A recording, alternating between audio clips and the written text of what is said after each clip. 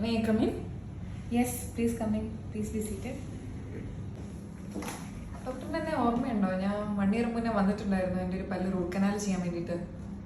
Face കണ്ടിട്ട് അങ്ങനെ പരിചയമില്ല, പക്ഷേ പല്ല് കണ്ടാൽ മനസ്സിലാകും. ഞാനൊന്ന് ഡീറ്റെയിൽസ് എടുക്കട്ടെ. ആ, 1 കൊല്ലം മുന്നേ വന്നിട്ട് പകുതിക്കുന്ന ട്രീറ്റ്മെന്റ് നിർത്തിയിട്ട് പോയ ആളല്ലേ? ഇപ്പൊ വരെ ഇപ്പൊ ആ പല്ലിന് ചെറുതായിട്ടൊരു വേദന തുടങ്ങിയോ എന്നൊരു സംശയം. ഒന്ന് ചെക്കപ്പ് ചെയ്യാൻ വന്നതാ. ഓക്കെ, നമുക്കൊന്ന് ചെക്കപ്പ് ചെയ്യാം. വാ.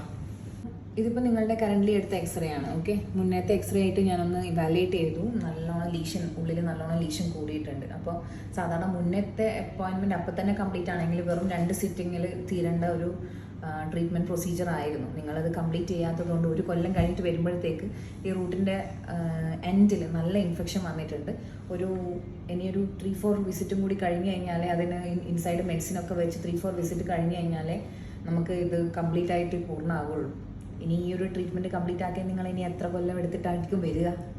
അപ്പോൾ അങ്ങനെയാണോ? അപ്പോൾ കഴിഞ്ഞ അപ്പോയിൻമെൻറ്റിൽ അതിനുശേഷം പിന്നെ വേദനയൊന്നും ഉണ്ടായില്ല, പിന്നെ നാട്ടിൽ പോകേണ്ട ആവശ്യം വന്നു, അങ്ങനെ ഭയങ്കര തിരക്കായിപ്പോയി. അതുകൊണ്ട് പിന്നെ എനിക്ക് ഫോളോ അപ്പ് ചെയ്യാനുള്ള സമയം കിട്ടിയില്ല.